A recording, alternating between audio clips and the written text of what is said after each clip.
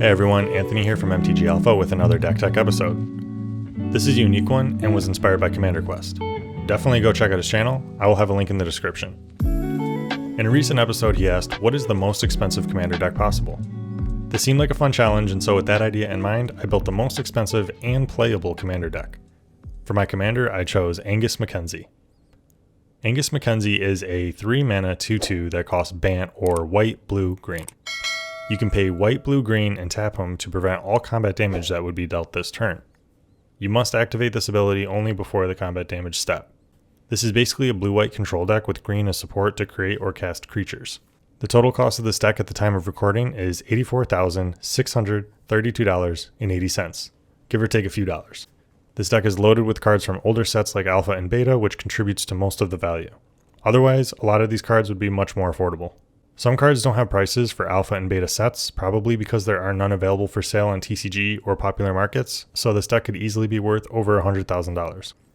Now let's take a look at what creatures we'll be running in the most expensive Commander deck. Early in the game we would hope to cast Birds of Paradise, Elvish Archers, Savannah Lions, and Verduran Enchantress.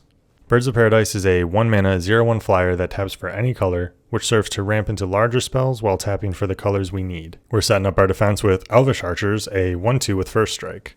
Savannah Lions is a 1-mana 2/1 that can deal an appropriate amount of damage in the early game. And Verduran Enchantress is a 0/2, which makes for a decent blocker while also allowing us to draw cards whenever an enchantment is cast. We can turn to an offensive strategy and cast creatures with evasion like Serra Angel, Serendib Efreet, and Cockatrice. Serra Angel is a 4/4 with flying and vigilance. Serendib Efreet is a 3/4 with flying and only costs 2 and a blue, with the downside being that he deals 1 damage to you during your upkeep. And Cockatrice is a 5-mana 2/4 with flying.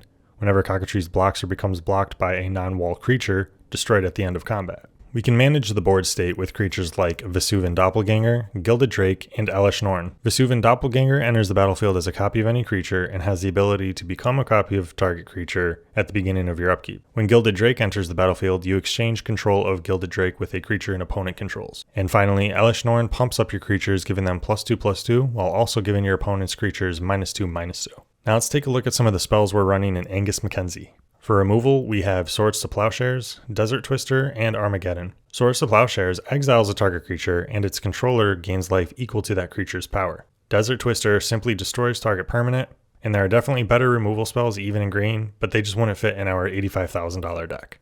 And Armageddon destroys all lands in play, which slows everybody down. We need to make sure we don't fall behind, so we have a few cards that will allow us to tutor for answers, and cards that will allow us to draw into a win condition. Time Twister is a 3-mana sorcery that costs 2 and a blue. Each player shuffles their hand and graveyard into their library and draws 7 cards. This combos with Narset in our deck so that only we draw 7 cards, since our opponents won't be able to draw more than 1 card a turn. Brain Geyser costs X and 2 blue and allows us to draw cards or forces an opponent to draw. If we're careful, we can take out an opponent by milling their library. Transmute Artifact is a 2-mana sorcery that lets us tutor for an artifact. You may sacrifice an artifact, search your library for any artifact card. You may sacrifice an artifact and search your library for any artifact card. If the mana value is less than or equal to the sacrificed artifact's mana value, you get to put it directly onto the battlefield.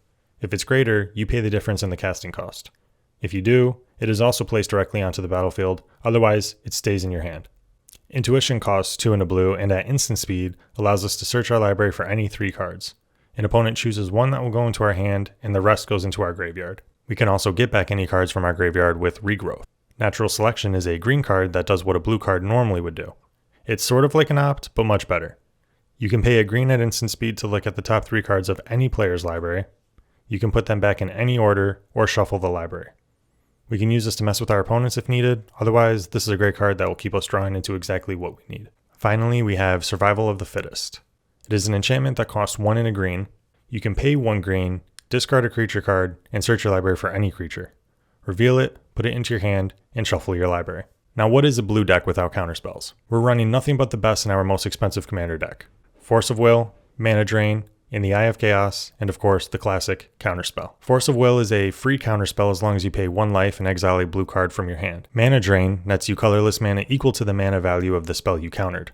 And In the Eye of Chaos is an enchantment that counters all instants unless the caster pays the mana value of that spell. This does affect us as well, but we're running instants to counter our opponent's spells. If the enchantment can do that for us, there's no need to cast our counterspells unless we absolutely need to. Now let's take a look at some of the other enchantments we've included in the most expensive Commander deck.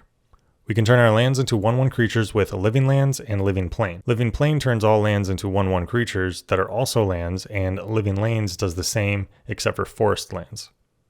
Both of these cards combo well with Elesh Norn, which would effectively destroy all of our opponent's lands while pumping up our creatures. Other ways of dealing with our opponent's creatures would be with Drop of Honey, Moat, and Stasis. Stasis forces all players to skip their untap step. This would prevent anyone from doing anything, including untapping their lands to cast spells, and untapping their creatures to swing at us. If we have Sarah Angel out, we can slowly deal damage to our opponents since she has Vigilance and won't ever tap. With Drop of Honey out in the battlefield, we destroy the creature with the lowest power on our upkeep. When there are no creatures on the battlefield, sacrifice Drop of Honey. If we need to deal with any creatures that are a threat to us winning the game, we can gain control of it with Control Magic. Copy Artifact is another good enchantment in our deck, which can create a copy of any artifact on the battlefield. And Power Artifact allows us to enchant an artifact, and that artifact's activated abilities would cost 2 less to activate. Now let's take a look at the artifacts in our deck. We can force our opponents to discard a card with Disrupting Scepter by paying 3. We can draw additional cards with Howling Mine and Jamde Tome. We can deal damage with Ankh of Mishra and Black Vice. Black Vice deals damage to an opponent equal to the number of cards in their hand minus 4, and Ankh of Mishra deals 2 damage to a player anytime they play a land. We can prevent damage with Pyramids and Force Field. Pyramids basically regenerates target land, and Force Field allows us to pay 1 to prevent all but 1 combat damage dealt to us by a creature. We can control the board with cards like Meekstone, Mirror Universe, Winter Orb, and Nevinral's Disc. With Meekstone out on the battlefield, creatures with power 3 or greater do not untap during their untap step. Mirror Universe exchanges our life total with an opponent's life total by tapping and sacrificing the artifact. Winter Orb prevents all players from untapping more than 1 land during their untap phase, and Nevinral's Disc destroys all creatures, enchantments, and artifacts in play when you pay 1 and tap it. We can create a 1/1 flying insect artifact creature token with the Hive, which costs 5 to activate. It is a costly activation cost, so it's worthy of enchanting this artifact with Power Artifact, reducing the cost down to 3. We also have ways to generate infinite mana, so we would have no problem paying 5 and creating infinite 1/1 flying creatures. We can generate mana with our expensive mana rocks, Grim Monolith, Lion's Eye Diamond, Mana Crypt, Mana Vault, Mox Diamond, and of course, Sol Ring. Sol Ring costs 1 to cast and taps for 2 colorless. When you cast Mox Diamond, you discard a land. When you do, it enters the battlefield and taps for any color. Mana Vault taps for 3 colorless. You may pay 4 to untap Mana Vault during your untap step. If it is tapped during your draw step, it deals 1 damage to you. Mana Crypt taps for 2 colorless. At the beginning of your upkeep, flip a coin. If you lose the flip, it deals 3 damage to you. Lion's Eye Diamond generates 3 mana of any 1 color to your mana pool when you sacrifice it and discard your hand. And finally, Grim Monolith taps for 3 colorless mana, but does not untap during your untap phase. You must pay 4 to untap Grim Monolith. You can generate infinite mana by enchanting Grim Monolith with Power Artifact, reducing its activated ability down to 4, netting 1 colorless mana an infinite number of times. For lands, we are running some of the best and most expensive, some of which don't actually generate mana but instead have other abilities. Bazaar Baghdad taps, allowing us to draw 2 cards and discard 3 cards. Diamond Valley allows us to tap and sacrifice a creature, gaining life equal to its toughness. And the Tabernacle at Pendrell Vale destroys all creatures at the beginning of their controller's upkeep phase unless you pay 1. And then we have our mana generating lands. City of Brass taps for 1 of any color. We can generate colorless mana with Mutavault, Mishra's Factory, and Mishra's Workshop. Mutavault and Mishra's Factory can also become a creature. And we can generate 1 of 2 colors with our dual lands, Tropical Island, Tundra, and Savannah. This deck contains all 3 fetch lands within our colors, Windswept Heath, Misty Rainforest, and Flooded Strand. Finally, for our basic lands, we have the Guru lands, with each one costing $450 to $850 or more. Now I wanted to build an expensive deck that was also playable. I wanted this deck to cost as much as possible without simply throwing in expensive cards for absolutely no reason.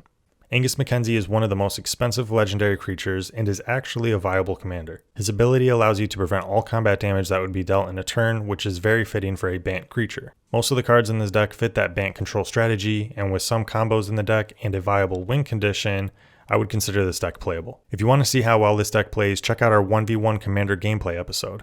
I'll have a link in the description and at the end of this video. Let me know what you think about our most expensive commander deck. What cards would you add? Let me know down in the comments below. If you enjoyed this video, please leave a like and make sure you're subscribed to see more content just like this. That's all for now, and I hope you all have a great day.